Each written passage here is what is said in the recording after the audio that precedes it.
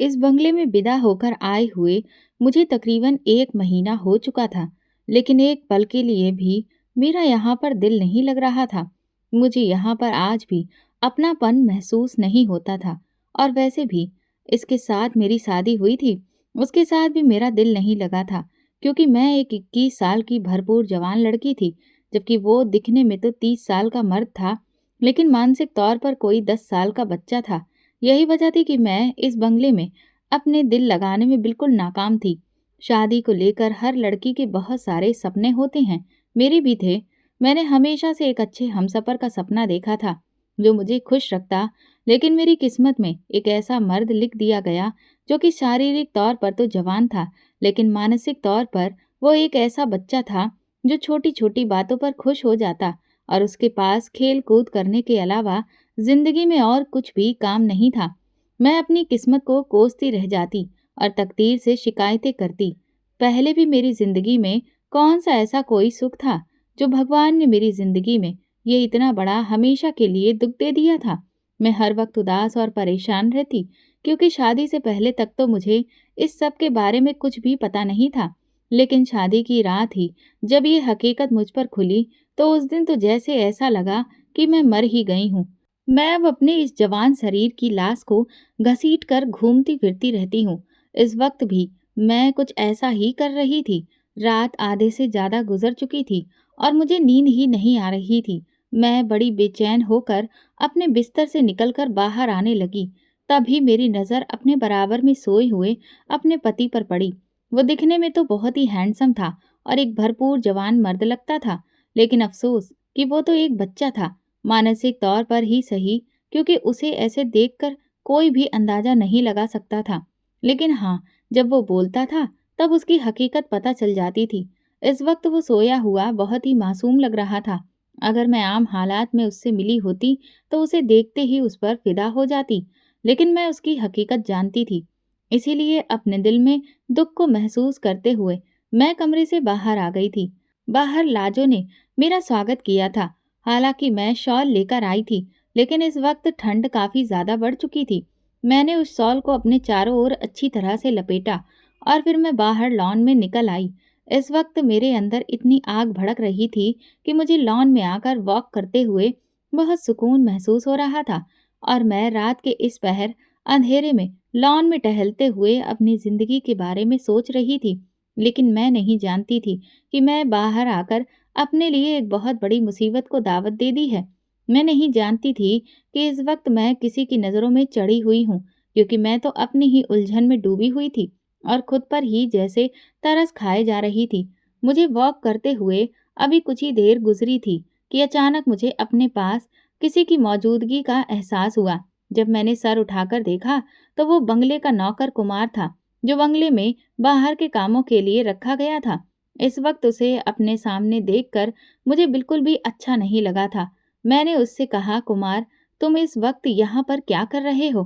कुमार भी एक जवान आदमी था, तकरीबन 40 साल की उम्र का होगा। उसकी शादी हो चुकी थी और बीवी बच्चे गांव में ही रहते थे। इस वक्त उसे अपने सामने देखकर मुझे गुस्सा आ रहा था।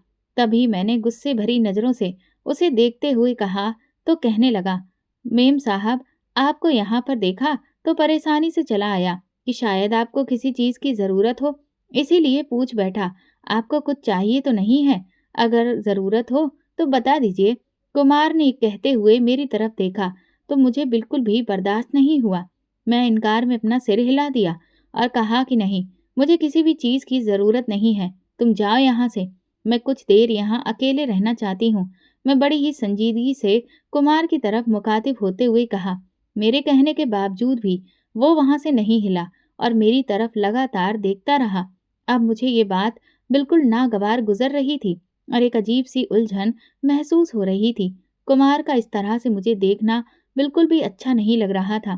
तभी अपनी नागवारी को दबाते हुए मैं अंदर की तरफ कदम बढ़ा दिए। लेकिन मैं नहीं जानती थी कि कुमार के दिल में तो पाप आ चुका है और इस वक्त वो इस पाप के आसार में है। वो तुरंत ही मेरे पीछे पीछे आ रहा था। मैंने तेज तेज कदम उठाने शुरू कर दिए। हालांकि मैं उसे डांट चुकी थी और अपने पीछे आने से मना भी कर चुकी थी, लेकिन वो बिल्कुल भी बाज नहीं आया। जैसे ही मैं बंगले के अंदरूनी हिस्से की तरफ मुड़ने लगी, उसने एकदम जोर से मेरा बाजू थाम लिया और अपने दूसरे हाथ से मेरे मुंह को दबाया था, ताकि मेरी जरा सी भी आवाज ना निकल सके। मैं दबी दबी आवाज के साथ चीखने लगी थी, लेकिन मेरी चीख तेज नहीं हो सकी थी। कुमार का मजबूत हाथ मेरे मुंह पर जमा हुआ था और मैं एक नाजुक सी लड़की थी, जबकि वो एक भरपूर जवान हट्टा कट्टा मर्द था।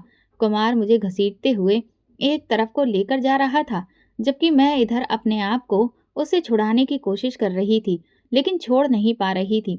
तभी खींचातानी में मेरा हाथ लगने से एक फ्लावर पॉट नीचे गिर गया और रात के सन्नाटे में उसकी आवाज दूर तक फैल गई। कुमार थोड़ा सा बौखला तो गया, लेकिन वो जानता था कि इस वक्त बंगले में कोई भी नहीं है सिवाय मेरे पति के, जिसे ये तक नहीं पता कि मैं उसकी पत्नी हूँ। और वैसे भी इस वक्त तो वो कमरे में आराम कर रहा था। उसे तो मालूम ही नहीं था कि मैं बाहर टहलने के लिए निकली हूँ। मुझे इस वक्त अपनी इज्जत खतरे में नजर आ रही थी।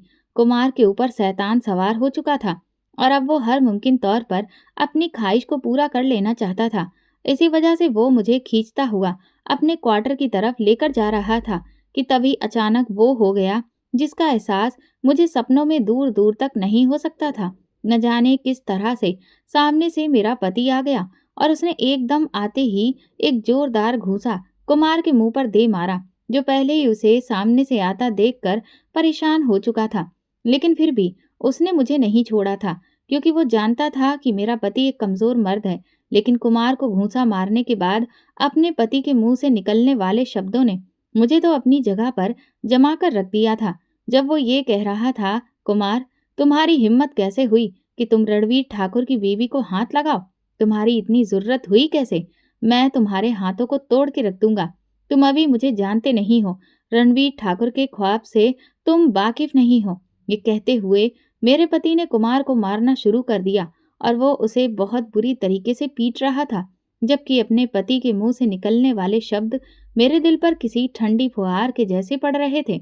और मैं हैरत से शॉक्ड भरे अंदाज में उसके चेहरे की तरफ देख रही थी, जिसके ऊपर नागवारी वाला गुस्सा था और उसका चेहरा बुरी तरह से गुस्से के मारे लाल हो रहा था। मैं जान गई थी कि मेरा पति इस वक्त एक कमजोर मर्द नहीं, बल्कि भरपूर जवान है, जो अपनी पत्नी की इज्जत की सुरक्षा करना अच्छे से जानता है। इस बात ने मेरे दिल के अंदर एक सुकून भर दिया था। मेरा नाम सलोनी है और मेरी उम्र इस वक्त 21 साल है। मैं छोटी सी उम्र में ही अनाथ हो गई थी। जब मैं तकरीबन 5 साल की थी, तो मेरे माँ बाप वैष्णो देवी की यात्रा के दौरान वहां पर भगदड़ मचने की वजह से कुचल गए थे और वहीं पर उनका देहांत हो गया था और फिर वहीं पर उनका अंतिम संस्कार भी कर दिया गया। मैं इतनी छोटी थी कि मुझे इन सब बातों का अंदाजा नहीं हो सका कि मेरी जिंदगी में कितना बड़ा तूफान आ गया है। मेरे ताऊ ताई ने मुझे अपने पास रखा था। माँ बाप के वैष्णो देवी पर जाने की वजह से मैं पहले से ही उनके घर पर रुकी हुई थी और इसी वजह से वो लोग मेरी देखभाल कर रहे थे। लेकिन जब मेरे पिता का देहांत हो गया, तो ये जिम्मेदारी अब उन्हें हमेशा के लिए लेनी पड़ गई थी और इस बात ने उनके अंदर एक नफरत और घृणा पैदा कर दी थी, क्योंकि ताई कुछ दिनों के लिए तो मेरी जिम्मेदारी उठा सकती थी, लेकिन हमेशा के लिए ये जिम्मेदारी लेने के लिए वो तैयार नहीं थी। मेरे ननिहाल में तो कोई भी नहीं बचा था सिवाय एक मौसी के, और वो भी दूसरे देश में रहती थी और उनके अपने भी 100 तरह के मामले थे। वो मुझे अपने साथ नहीं ले जा सकती थी और इसी वजह से मजबूरन ताऊ और ताई को ही मेरी जिम्मेदारी उठानी पड़ी। ताऊ के अपने भी बच्चे थे, 2 बेटे और 1 बेटी। वो तीनों ही मुझसे बड़े थे और जब मैं हमेशा के लिए यहाँ पर रहने लगी, तो उन्हें इस बात का अंदाजा हो चुका था कि अब ये यहाँ से कहीं नहीं जाएगी, क्योंकि अब इसके माँ बाप तो इस दुनिया में है नहीं। और इसीलिए उन्होंने मुझ पर हुक्म चलाना शुरू कर दिया था। वो अपने हर छोटे मोटे काम के लिए मुझे ही बुलाते और मुझसे ही सारे काम करवाते, और अगर जरा सी भी मुझसे गलती हो जाती तो वो मुझे मारते पीटते, यहाँ तक कि मेरे बाल तक नोच डालते थे। मैं रोती हुई ताई जी के पास जाती तो ताई भी बड़े ही बेदर्द अंदाज में कहती, अरे, वो तुम्हारे बड़े भाई बहन हैं, अगर तुमसे कुछ कह भी दिया तो चुपचाप बर्दाश्त कर लिया करो। लेकिन ना जाने क्यों तुम तो रोते हुए यहाँ पर मनुसियत फैलाने चली आती हो। खुद तो तुम्हारे माँ बाप मर गए हैं, लेकिन ये मुसीबत मेरी छाती पर छोड़ गए हैं। ताई के लहजे में इतनी नफरत और नागवारी होती थी कि मैं उनका चेहरा देखती ही रह जाती थी। मुझे तो यकीन ही नहीं आ रहा था कि ताई मुझसे इतनी नफरत करती हैं। ये वही ताई थी जो माँ बाप की जिंदगी में मुझ पर अपनी जान निछावर होने को तैयार रहती थी। और आज अब हालात बदल गए थे। ताऊ जी का भी वही रवैया होता था। मैं जब उनके पास किसी जरूरत के लिए जाती तो वो बड़े ही रूखे अंदाज में मुझसे कहते, अभी मेरे पास पैसे नहीं हैं, मेरा हाथ बहुत तंग है, कुछ दिन इंतजार कर लो। और मैं चुपचाप उनका चेहरा देखती रह जाती। उन दोनों ने मुझे स्कूल में एडमिशन भी नहीं दिलाया था, ताकि मैं कहीं पढ़ लिख कर अपने अधिकारों के लिए आवाज़ ना उठाने लग जाऊं, क्योंकि मेरे माँ बाप का एक बड़ा सा मकान उनके ही कब्जे में था, जिसका किराया वो लोग वसूल करते थे। और उसमें से एक फूटी कौड़ी भी मुझे नहीं मिलती थी। मुझे तो अपने हक के लिए आवाज़ कैसे उठानी है, ये भी नहीं पता था। ताऊ ताई का रवैया और उनके बच्चों की मारपीट ने मुझे इतना ज़्यादा डरपोक बना दिया था कि मैं हर वक्त डरी सहमी सी रहती थी और चुपचाप अपने कामों में लगी रहती थी। छोटी सी उम्र में ही ताई ने मुझे घर के कामों में लगा दिया था। पूरे घर की साफ सफाई करना, बर्तन धोना, यहाँ तक कि सभी लोगों के कपड़े धोना और ताई के साथ किचन में मदद करवाना। मैं ये सारे ही काम करती थी। हालांकि ताई की अपनी बेटी थी, लेकिन ताई उससे कुछ भी नहीं कहती थी। वो सारा वक्त या तो पढ़ती रहती या फिर टीवी देखती रहती, और ताई फिर भी हर वक्त उस पर अपना प्यार लुटाती रहती थी। मैं जब भी ताई को इस तरह से उसके साथ मोहब्बत जताते हुए देखती तो मेरे दिल में हुक सी उठती थी और मुझे अपने माँ बाप याद आते थे, जो भगवान को प्यारे हो गए। मेरे लिए ये वक्त बहुत मुश्किल था, और इस मुश्किल वक्त से गुजरते हुए मैं जवान हो गई। ताई के दोनों बेटों की शादी हो चुकी थी। उनमें से एक बेटा इटली चला गया, जबकि ताई अपनी बेटी के लिए आजकल रिश्ता देख रही थी, और मुझे पूरी उम्मीद थी कि जल्दी ही उसकी भी बात तय हो जाएगी। यूं तो हम इस गांव में रहते थे, लेकिन यहाँ के अच्छे और अमीर घरों में हमारी गिनती होती थी, क्योंकि हमारे पास काफी सारी जमीनें थीं और एक साफ सुथरा पक्का घर भी था। जबकि ताऊ ताई के बच्चों ने कई बार शहर जाने की जिद लगाई थी, लेकिन जाने क्या ऐसी बात थी कि ताऊ अपने बच्चों की हर बात मानने के बावजूद ये बात नहीं मानते थे और उन्हें साफ इनकार कर देते थे। वो यही कहते थे कि मैं ये गांव छोड़कर नहीं जा सकता, मुझे इस गांव से बहुत लगाव है, इसी वजह से हम ये गांव छोड़कर कहीं नहीं जाएंगे। यूं तो मैं भी इस गांव से लगाव रखती थी, लेकिन माँ बाप के मरने के बाद जैसे मेरा सब कुछ खत्म हो गया था। मेरे अंदर से हर एहसास खत्म हो गए थे। ताऊ ताई के रवैये ने मेरे अंदर बची कुची जिंदगी की ख्वाहिश को भी खत्म कर दिया था। उनकी नफरत ने मेरे अंदर की शरारत और बचपन को मार दिया था। यही वजह थी कि मैं चुपचाप अपने काम करती रहती थी और ताऊ ताई की डांट खाती रहती थी। घर के सारे काम अब मेरे ही कंधों पर थे। ताऊ की बेटी की शादी तय हो गई थी और ताई आजकल उसकी तैयारी में लगी हुई थी। मुझे तो ना वो कभी बाजार लेकर गई थी और ना ही कभी नए कपड़े दिलवाए थे। हमेशा वो अपने कपड़े ठीक करवा कर मुझे दे देती थी, या फिर अपनी बेटी के उतरे हुए कपड़े मुझे पहनने को देती। इसलिए मुझे उनसे कोई भी उम्मीद नहीं थी कि वो मेरे लिए क्या खास तैयारी करते हैं। शादी बहुत धूमधाम से हुई थी। ताई के अरमानों के हिसाब से उन्होंने अपनी बेटी को हर चीज दी थी, और मैं बड़े ही रश्क और हैरत से ये सब कुछ देख रही थी। मेरे लिए ताऊ और ताई के पास एक फूटी कौड़ी भी नहीं होती थी, और अपनी बेटी के लिए उन्होंने इतना शानदार दहेज तैयार किया था कि सब देखते रह गए थे। अब घर में सिर्फ मैं और ताई होते थे, क्योंकि ताऊ का दूसरा बेटा भी शहर में जाकर घर वसा चुका था। उसकी वहां पर नौकरी लग गई थी, और अब वो रोजाना गांव से आना जाना नहीं कर सकता था। इसी वजह से वो अपनी पत्नी को लेकर वहां चला गया। अब सारे घर की जिम्मेदारी मुझ पर थी, और ताऊ ताई की जिम्मेदारी भी मुझे ही उठानी थी। मैं चुपचाप अपनी जिंदगी के दिन गुजार रही थी कि एक दिन जब अचानक ताऊ घर आए और ताई से कहने लगे, मुझे तुमसे बहुत ही जरूरी बात करनी है, कमरे में आओ। ताऊ के लहजे में छुपी हुई खुशी को मैं महसूस कर रही थी, लेकिन मुझे अंदाजा नहीं था कि बात क्या है। तभी ताई भी उनके पीछे पीछे चली गई। मुझे क्योंकि वैसे भी उनकी बातों में कोई दिलचस्पी नहीं थी, इसलिए मैंने सुनने की भी कोशिश नहीं की। कुछ देर बाद जब ताई कमरे से बाहर निकली तो उनका चेहरा खुशी से चमक रहा था, लेकिन मैंने कोई ध्यान नहीं दिया। मुझे यही लगा कि हो सकता है ताऊ को कोई मुनाफा हुआ हो या फिर कोई और खुशी की बात हो, खुद ही पता चल जाएगा। इसलिए मैंने भी ज्यादा कुरेदा नहीं। अभी 2 ही दिन गुजरे थे जब गांव के जमींदार घराने से एक बूढ़ी अम्मा और 2 नौकर आए। उन्हें यूं अचानक अपने घर में देखकर मैं हैरान रह गई। ताई ने उनकी खूब आव भगत की और बिल्कुल उनके आगे बिछ गईं। फिर बाद में पता चला कि वो मेरे लिए अपने बेटे का रिश्ता लेकर आई थी और ताऊ और ताई ने इस रिश्ते को मंजूर कर लिया था। मैं बहुत हैरान हुई कि एक जमींदार घराने का रिश्ता मेरे लिए कैसे आ सकता है। मैं तो एक कम हैसियत की लड़की हूँ, जिसके पास ना तो माँ बाप की दौलत है और ना ही दहेज के लिए कोई संपत्ति, और ना मैं पढ़ी लिखी हूँ और ना ही इतनी ज्यादा खूबसूरत हूँ कि कोई मेरे लिए छोटे से घर में आ सके। लेकिन ताऊ और ताई इस रिश्ते से बहुत खुश थे। ताऊ मुझसे कहने लगे, बेटा समझो तुम्हारी तो लॉटरी लग गई है। इतने बड़े जमींदार घराने से तुम्हारे लिए रिश्ता आया है।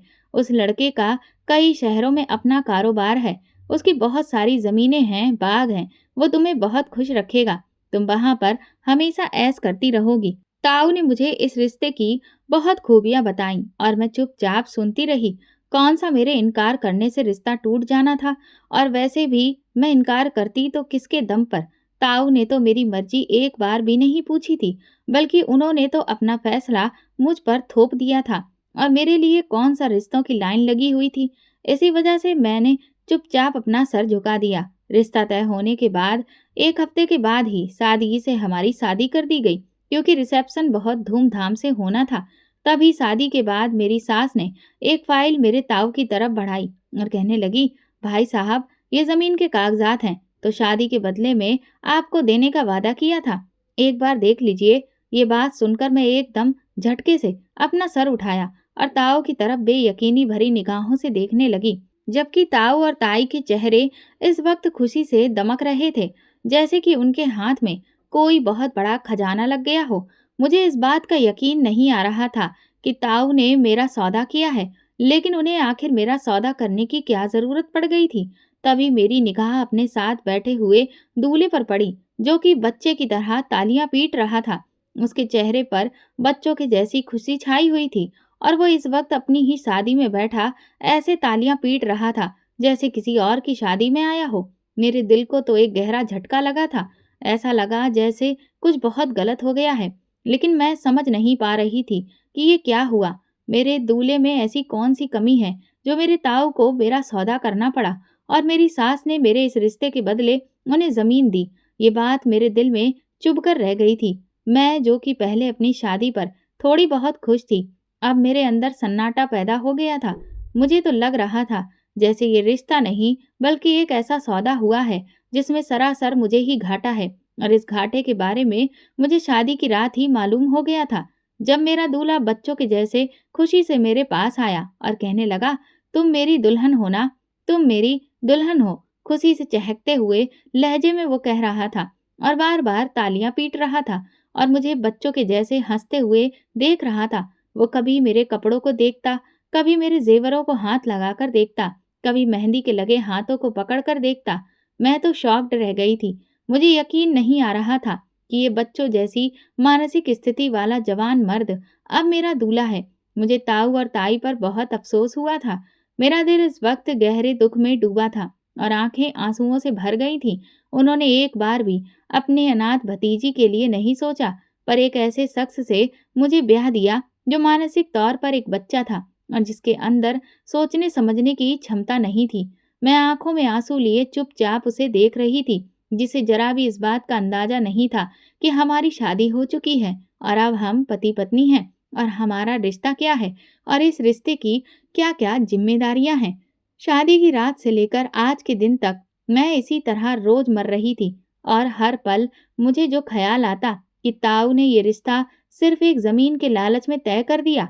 अपनी अच्छी भली सेहतमंद भतीजी को उन्होंने कैसे एक ऐसे शख्स के पल्ले बांध दिया जिसे दुनियादारी की समझ ही नहीं थी। उन्होंने सिर्फ जमीन के टुकड़े के खातिर अपनी भतीजी का सौदा कर दिया और फिर उसके बारे में उन्होंने कभी भी पलटकर खबर तक नहीं ली, और खुद मैं भी कभी दोबारा वहां पर नहीं गई। इस बंगले में मुझे ब्याह कर आए हुए 1 महीना हुआ था और आजकल मेरी सास शहर में किसी काम की वजह से गई हुई थी। उन्हें वहां पर कुछ दिन लग जाने थे, जबकि मेरे पति के दोनों भाई की भी उनके साथ ही थे। मैं ज्यादा कुछ जानकारी उनसे नहीं ली थी, क्योंकि मैं उनसे कम बातचीत करती थी। मेरे अपने दुख मुझे कुछ भी कहने का मौका ही नहीं देते थे। आजकल क्योंकि बंगले में कोई भी नहीं था, बस मेरे और मेरे पति के अलावा कुछ नौकर ही थे जो कि यहाँ की देखभाल पर लगे थे। बंगले में बिल्कुल सन्नाटा रहता था। मैं आजकल काफी सुकून महसूस कर रही थी। रात के इस पहर जब मेरा दिल घबराया तो मैं कमरे से बाहर आ गई। न जाने मुझे वहां बैठे बैठे क्या हो जाता। इस वक्त भी दिल घबराने लगा तो मैं लॉन में वॉक कर रही थी।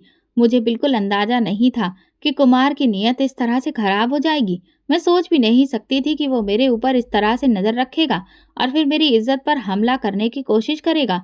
लेकिन फिर मेरा रखवाला मेरा पति बनकर आया और उसने जिस तरह से कुमार को मारा और कहा कि तुम्हारी हिम्मत कैसे हुई मेरी पत्नी के साथ इस तरह की हरकत करने की। क्या तुम जानते नहीं कि वो रणवीर ठाकुर की बीवी है, उसकी इज्जत है, और तुम मेरी इज्जत पर हाथ डाल रहे हो। मेरा पति उसे मार पीट रहा था और मैं पत्थर की बनकर उसे देख रही थी। वो बिल्कुल एक भरपूर मर्द की तरह लग रहा था, जैसा एक मर्द अपनी औरत के लिए होना चाहिए। मेरे पति ने कुमार का मार मार कर हाल बिगाड़ दिया था। कुमार ने तो कभी सपने में भी नहीं सोचा था कि उसके इरादे इस तरह से खाक में मिल जाएंगे। वो बार बार मेरे पति से माफी मांग रहा था। मालिक, मुझे माफ कर दो, मैं ऐसा नहीं करना चाहता था। मेरे ऊपर शैतान सवार हो गया था। वो बार बार यही बातें दोहरा रहा था, लेकिन कुमार की आवाज मेरे कानों में नहीं पड़ रही थी। मैं तो सिर्फ अपने पति की आवाज सुन रही थी, जो कि एक बहुत ही रौबीला और दमदार आवाज थी। तब जाकर मुझे अंदाजा हुआ था कि रणवीर ठाकुर से बढ़कर मेरा कोई भी रखवाला नहीं हो सकता। रणवीर ने कुमार को मार मार कर अधमरा कर दिया और फिर गार्डों को हुक्म दिया कि इसे इसके कमरे में ले जाकर बंद कर दो। इसका हिसाब सुबह होगा। गार्ड उसे उठाकर ले गए थे, जबकि अब वो गुस्से से मेरी तरफ बढ़ा और कहने लगा, क्या तुम्हें अपने कमरे में चैन नहीं आता? आधी रात के वक्त तुम यहाँ बाहर क्या कर रही थी? क्या तुम्हें जरा भी अंदाजा है इस बंगले में जवान मर्द नौकर हैं, फिर भी तुम इस तरह से आजाद कैसे घूम सकती हो? रणवीर ठाकुर का बदला हुआ लहजा और अंदाज मुझे हैरत में डाल रहा था। उसकी डांट भी मुझे इस वक्त उसका प्यार महसूस हो रही थी। तभी मैं दौड़कर उसके गले से लग गई और जोर जोर से रोने लगी थी। ऐसा लग रहा था जैसे कई दिनों का बांध अब टूट गया हो और मेरे आंसुओं को रास्ता मिल गया हो। रणवीर ने एकदम से मुझे अपने गले लगे देखा तो जैसे उसका गुस्सा भी ठंडा हो गया। उसने भी मुझे अपने बाजुओं के हिसार में लिया और धीरे धीरे मुझे थपकने लगा और इसी तरह अपने साथ लगाए हुए वो मुझे कमरे तक ले आया। रणवीर को भी शायद अपने अचानक इस तरह के बर्ताव ने परेशान कर दिया था। कुछ देर मेरे रो लेने के बाद मैंने उससे कहा, आप अगर मानसिक तौर पर बिल्कुल ठीक हैं, तो फिर आपने ये नाटक क्यों किया? आपने क्यों मेरे सामने एक बच्चा होने का ढोंग रचाया? मैंने जब उनसे पूछा तो एक गहरी सांस भरकर रह गए। कहने लगे, तुम नहीं समझोगी। यहाँ पर मुझे ये ढोंग कई सालों से रचाना पड़ रहा है और इसके पीछे बहुत सारी वजह है। रणवीर ने जब ये बात कही तो मैंने हैरानी से उनकी तरफ देखा। आखिर ऐसी क्या बात थी जो वो मुझसे भी छुपा रहे थे और जिसकी वजह से रणवीर को इतना बड़ा खेल खेलना पड़ा। तभी कुछ देर के बाद रणवीर ने कहा कि दरअसल बात यह है कि मैं मानसिक तौर पर बिल्कुल ठीक हूँ और एक भरपूर जवान मर्द हूँ। मैं तो अपना नाटक जारी रखना चाहता था, लेकिन आज तुम्हारे साथ ये जो हादसा हुआ उसकी वजह से मेरे राज से पर्दा उठ गया। मैंने उनका हाथ पकड़कर पूछा, आप आखिर ऐसा क्यों कर रहे थे? जब आप बिल्कुल ठीक हैं, तो फिर आखिर ऐसी क्या नौबत आ गई? क्या आपको ये सब करना पड़ा? मेरी बेसब्री देखकर रणवीर बोले, दरअसल बात यह है कि मेरे पिता ने 2 शादियां की थी। पहले मेरी माँ से, उनसे सिर्फ मैं पैदा हुआ। मेरा कोई भाई बहन नहीं था। जबकि जब मैं थोड़ा सा बड़ा हुआ तो मेरे पिता ने दूसरी शादी की और उनसे उन्हें 2 बच्चे हुए। वो उन्हें बंगले में ले आए थे, क्योंकि तब तक मेरी माँ का देहांत हो चुका था। इसी वजह से उन्हें दूसरी शादी करने का मौका मिल गया था।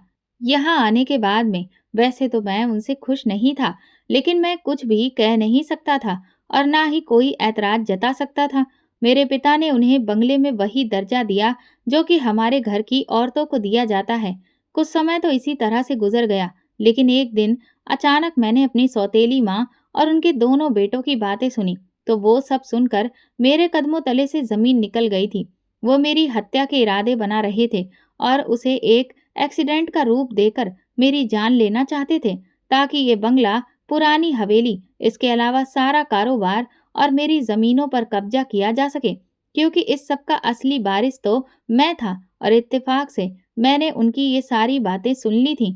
उस दिन के बाद से मुझे उनसे डर महसूस होने लगा, पर मैं हर वक्त ये सोचता रहता कि किस तरह से इस खतरे को अपने सर से टालूं। तभी अचानक एक दिन शहर से आते हुए मेरी कार का एक्सीडेंट हो गया। भगवान की दुआ से मैं उस एक्सीडेंट में बच तो गया, लेकिन मैं ये जानता था कि ये किसने करवाया था, पर मेरे पास कोई सबूत नहीं था। इस वजह से मेरे पिता बहुत परेशान रहने लगे थे। लेकिन इस हादसे का मुझे ये फ़ायदा ज़रूर हुआ कि मैंने अपनी याददाश्त चले जाने का नाटक किया और इस चीज़ का ड्रामा रचाया कि मेरे दिमाग पर गहरी चोट लगी है, जिसकी वजह से मैं मानसिक तौर पर कई साल पीछे चला गया हूँ और अब मैं एक बच्चे के अलावा और कुछ भी नहीं हूँ। इस सिलसिले में मुझे डॉक्टर को पैसे खिलाने पड़े थे और वो मैंने उसे खिला दिए। डॉक्टर ने ही मेरी रिपोर्ट तैयार करके दी थी। जब ये रिपोर्ट सबके सामने आई तो मेरी सौतेली माँ और दोनों भाइयों को इस बात से कोई मतलब नहीं था, क्योंकि उनका तो रास्ता साफ हो गया था। वो ये समझ रहे थे कि अब उन्हें मुझसे कोई खतरा नहीं। इस वजह से उन्होंने दोबारा मेरी जान लेने की कोशिश नहीं की और फिर धीरे धीरे जमीन, कारोबार और जायदाद में दिलचस्पी लेने लगे। मेरे पिता को मेरी मानसिक स्थिति खराब होने की वजह से बहुत गहरा सदमा लगा था और वो अक्सर बीमार रहने लगे। लेकिन मैं अपने पिता को सच्चाई नहीं बता सकता था, क्योंकि मैं जानता था कि वो मेरी सौतेली माँ और अपने बेटों से बहुत प्यार करते हैं और मैं चाहता था कि किसी सबूत के साथ ही मैं उनके सामने सच बोलूं, ताकि उन्हें हकीकत के बारे में पता चल सके। लेकिन इस बात की नौबत ही नहीं आई और अचानक एक रात मेरे पिता को दिल का दौरा पड़ने की वजह से उनकी मौत हो गई। उसके बाद तो मुझे अब और ज्यादा सतर्क रहना था, क्योंकि पिताजी के देहांत हो गया था और अब उन लोगों के लिए मैदान बिल्कुल साफ था। इसलिए मैंने अपनी इस हालत को जारी रखा और किसी के सामने इस बात को जाहिर नहीं किया कि मैं बिल्कुल ठीक हूँ, क्योंकि मैं जानता था कि अगर मैंने ये जाहिर कर दिया तो फिर मेरी सौतेली माँ और भाई मेरी जान के दुश्मन बन जाएंगे और मैं जब तक किसी ऐसे नतीजे पर नहीं पहुंच जाता जिसमें ना तो मेरी जान को खतरा हो और ना ही जायदाद में से मेरे हिस्से को, तो इस वजह से मैंने अपनी हालत को छुपाए रखा। मेरी सौतेली माँ ने न जाने किस तरह से मेरी शादी तुमसे कर दी। हालांकि मैं ये शादी नहीं करना चाहता था, लेकिन फिर मैंने इस वजह से इनकार नहीं किया कि कहीं उन लोगों को मुझ पर शक ना हो जाए कि मैं मानसिक तौर पर ठीक हूँ। इसीलिए उनकी बात मान ली और तुमसे शादी कर ली। मैं जानता था कि तुम्हें इस बात का बहुत दुख है कि मेरी मानसिक हालत खराब है, और ये भी मुझे पता था कि ये बात तुमसे छुपाई गई है। मेरी सौतेली माँ ने एक जमीन का टुकड़ा तुम्हारे ताऊ को देकर ये शादी करवाई थी, क्योंकि वो तो ये दुनिया वालों के सामने एक अच्छी माँ बनकर दिखाना चाहती थी। और दूसरी बात ये कि वो इस चक्कर में मुझे उलझा कर रखना चाहती थी कि मैं ज्यादा जमीन और कारोबार के बारे में ना सोच सकूं। इसी वजह से वो आजकल काफी निश्चिंत है और शहर गई हुई है, क्योंकि मैं जानता हूँ कि वहां जाने का उनका मकसद भी यही है कि वो जायदाद के कागज तैयार करवा लें और सारी जायदाद अपने बेटों के नाम पर करवा दें। लेकिन क्योंकि वकील मेरे पिता का है और उसे इन सारे मामलों के बारे में जानकारी है, उसके पास मेरे पिता की वसीयत भी है और इसके अलावा वो मेरी सच्चाई के बारे में भी जानता है। इसलिए उसने अभी तक उन्हें बहाने देकर फंसा कर रखा है और वो तरह तरह के कानूनी पेंच उनके सामने बयान कर देता है और उन्हें उलझा देता है। जैसे ही ये मामला हल हो जाएगा तो मैं अपनी असलियत सबके सामने जाहिर कर दूंगा। तब तक के लिए तुम्हें मेरा साथ देना होगा और चुप रहना होगा। रणवीर ठाकुर ने जब मुझे सारी हकीकत बताई तो मैं हैरान रह गई। मैं सोच भी नहीं सकती थी कि वो ये ढोंग सिर्फ अपने घर वालों की वजह से कर रहा है। मुझे तो ये भी नहीं पता था कि उसकी सौतेली माँ भी है। मेरे लिए तो ये सारी बातें किसी बहुत बड़े राज से कम नहीं थी। लेकिन एक बात की खुशी थी कि मेरा पति बिल्कुल ठीक था और अब मुझे उससे वो प्यार भी मिल सकता था जिसकी मैं हकदार थी। उसे भी अपनी इज्जत का बखूबी एहसास था। फिर वो रात मेरी जिंदगी की सबसे हसीन रात बन गई, क्योंकि रणवीर ने अपनी सारी मोहब्बत मुझ पर न्यौछावर कर दी। उसने मुझे अपनी मोहब्बत का यकीन दिलाकर वादा किया कि वो कभी भी मुझे नहीं छोड़ेंगे और मेरे लिए बस इतना ही काफी था। उस रात की सुबह बहुत चमकीली और रोशनी से भरी थी। मैं बहुत खुश थी। यही वजह थी कि जब रणवीर की सौतेली माँ वापस लौट कर आई तो उन्हें मेरे बदले हुए तौर तरीके को देखकर ये महसूस हुआ कि कुछ तो बात है। मेरे चेहरे पर छाया हुआ सुकून और आंखों की खुशी उनकी नज़रों से छुपी नहीं रह सकी। वो कहने लगी, अरे बहू, तुम तो बहुत खुश दिखाई दे रही हो। क्या बात है? क्या मेरे पीछे तुम्हें कोई बहुत बड़ा खजाना हाथ लग गया है? मेरी सास ने जब मुझसे ऐसे कहा तो मैं एकदम से डर गई और कहा कि नहीं माँ जी, दरअसल यूं ही आज नहाकर अच्छे कपड़े पहने हैं, शायद इस वजह से आपको ज्यादा फ्रेश लग रही हूँ। मैंने जानबूझकर बात बदली, लेकिन मेरी सास की तेज निगाहें मेरे वजूद पर दौड़ रही थीं और ऐसा लग रहा था कि जैसे वो मेरे अंदर तक झांक लेना चाहती हैं। मैं उस दिन के बाद से काफी सतर्क हो गई थी, क्योंकि मैं अपनी सास को कोई भी मौका नहीं देना चाहती थी, क्योंकि रणवीर ने खास तौर पर मुझे ये समझाया था कि किसी भी तरह से उनके सामने सच्चाई नहीं आनी चाहिए कि मैं बिल्कुल ठीक हूँ। कुछ दिन इसी काम में गुजर गए। रणवीर आजकल बहुत व्यस्त थे और वो चोरी छुपे वकील से मिलते थे। जल्दी ही इस सिलसिले में हमें खुशखबरी भी मिलने वाली थी। इसके अलावा रणवीर ने मुझे कहा था कि मैंने तुम्हारे लिए एक और सरप्राइज रखा हुआ है और जब तुम्हें इस सरप्राइज का पता चलेगा तो तुम बहुत हैरान हो जाओगी, क्योंकि ये हमारी जिंदगी को खुशियों से भर देने के लिए बहुत जरूरी है। मुझे पूरा यकीन था कि रणवीर की मोहब्बत की तरह ये सरप्राइज भी मेरी जिंदगी बदल देगा। कुछ ही दिनों के बाद वकील के कागजात बंगले पर पहुंच चुके थे और रणवीर के पिता की वसीयत के मुताबिक जायदाद का हिस्सा रणवीर के नाम था और बाकी आधा हिस्सा उनके दोनों भाइयों के नाम पर था। इस बात ने बंगले में एक कोहराम सा मचा दिया था। रणवीर की सौतेली माँ किसी भी तौर पर इस वसीयत को मानने के लिए तैयार नहीं थी, लेकिन वकील ने अपनी तैयारी पूरी कर ली थी। उसने सारे सबूतों के साथ ये वसीयत पेश की थी। इस वजह से रणवीर की सौतेली माँ कुछ नहीं कर पाई। हालांकि उन्होंने वकील को बहुत बेइज्जत किया और उसके बाद उसने एक भारी रकम देने का लालच भी उसे दिया, लेकिन वकील बिल्कुल नहीं माना।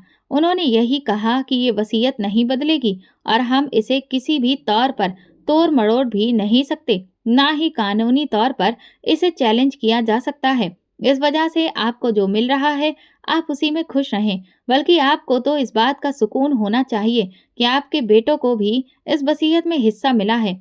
उन्हें इससे बेदखल नहीं किया गया। इस बात पर रणवीर की सौतेली माँ चुप हो गई थी।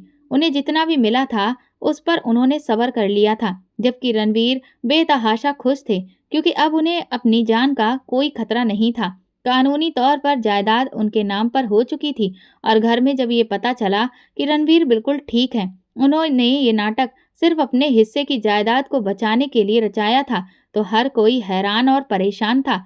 किसी को भी इस बात पर यकीन नहीं आ रहा था कि रणवीर मानसिक तौर पर बिल्कुल ठीक है। तभी मेरी सास भी सकपका गई, क्योंकि रणवीर ने उनके सामने उनकी पोल खोल दी थी और कहा कि सिर्फ और सिर्फ आपके घटिया प्लान की वजह से मैंने ये इरादा किया था। अगर आप मुझे जान से मारने का इरादा बना सकती हैं तो मुझे ऐसा कभी भी नहीं करना पड़ता, लेकिन अब क्योंकि जायदाद कानूनी तौर पर बांटी जा चुकी है तो अब मैं यहाँ से जा रहा हूँ। ये बंगला फिलहाल आपके रहने के लिए काफ़ी है और बाद की बाद में देखी जाएगी। मैं अपनी पत्नी को लेकर अमेरिका में शिफ्ट हो रहा हूँ और जब मैं वापस आऊँगा तब तक आप अपने रहने का इंतज़ाम कर लीजिएगा। रणवीर ने दो टूक अंदाज में जब अपनी सौतेली माँ से ये कहा तो उनकी आंखें हैरानी से फट गई थीं और अमेरिका में शिफ्ट होने का सुनकर मैं भी हैरान रह गई थी, क्योंकि रणवीर ने तो मुझसे ऐसी कोई भी बात नहीं की थी और अब जब उन्होंने मुझे ये कहा तो मैं समझ गई कि वो इसी सरप्राइज की बात कर रहे थे जो वो मुझे देना चाहते थे। आज हम एयरपोर्ट के लिए निकलने वाले थे। मैं रणवीर के साथ घर से निकलते हुए बहुत खुश थी और सुकून महसूस कर रही थी, क्योंकि मैं समझ गई थी कि अब हमारी जिंदगी की मंजिल में कोई भी रुकावट नहीं आएगी, बल्कि खुशियां ही अब हमारा मुकद्दर बनेगी। गांव से निकलते वक्त रास्ते में जब ताऊ ताई का घर आया तो मैंने रणवीर को 2 मिनट रुकने के लिए कहा, क्योंकि मैं एक बार उन लोगों को ये बताना चाहती थी कि उन्होंने तो मेरा बुरा ही किया था, लेकिन भगवान ने मेरा बुरा नहीं होने दिया और मुझे रणवीर की सूरत में एक ऐसा इनाम दिया जो अब सारी जिंदगी के लिए मुझे ढेर सारा प्यार और मेरा रखवाला बनकर रह गया है। ताऊ ताई के सामने जब मैं गई तो वो मुझे देखकर हैरान रह गए थे। इतनी बड़ी गाड़ी और एक शानदार मर्द मेरा नसीब था, और जब उन्हें ये पता चला कि मैं यहाँ से शिफ्ट होकर अमेरिका जा रही हूँ तो उनकी आंखें खुली की खुली रह गईं। शायद उन्हें इस बात की उम्मीद ही नहीं थी कि मेरे साथ इतना भी अच्छा हो सकता है और मुझे इतनी मोहब्बत भी मिल सकती है। ताऊ ताई की हालत देखकर मुझे अफसोस हुआ था, क्योंकि वो इस वक्त बहुत बुरे हालातों में थे। उन्हें देखकर लग ही नहीं रहा था कि ये वही ताऊ ताई हैं। शायद उन्होंने जो कुछ भी मेरे साथ किया था, उसके बदले में भगवान ने उन्हें इस दुनिया में ही उसके किए की सजा दे दी थी। क्योंकि उनके घर पर बिल्कुल सन्नाटा पसरा था। ऐसा लग रहा था कि जैसे कि इस घर में कोई रहता ही नहीं है। मुझे अफ़सोस तो हुआ था, क्योंकि मैंने अपना सारा बचपन इसी घर में गुज़ारा था। लेकिन अब एक नई ज़िंदगी मेरा इंतज़ार कर रही थी, जिसमें मेरे लिए खुशियाँ और मोहब्बत थी, और मैं खुशी-खुशी उस ज़िंदगी की तरफ अपने कदम बढ़ा चुकी थी। गाड़ी में वापस बैठते हुए मैंने एक अफ़सोस भरी नज़र उस घर पर डाली और अपने आँसुओं को अंदर ही छुपा लिया। मैं रणवीर के साथ एक नई मंजिल की तरफ रवाना हो चुकी थी और अपनी सारी बुरी यादों को पीछे छोड़ चुकी थी। दोस्तों, अगर आपको हमारी कहानी पसंद आई है, तो कमेंट करके ज़रूर बताएं और वीडियो को लाइक करके ज़्यादा से ज़्यादा शेयर करें। चैनल पर नए हैं तो सब्सक्राइब करें और हाँ, नोटिफिकेशन बेल को ज़रूर दबाएं ताकि अगली अपडेट सबसे पहले आपको मिले। धन्यवाद।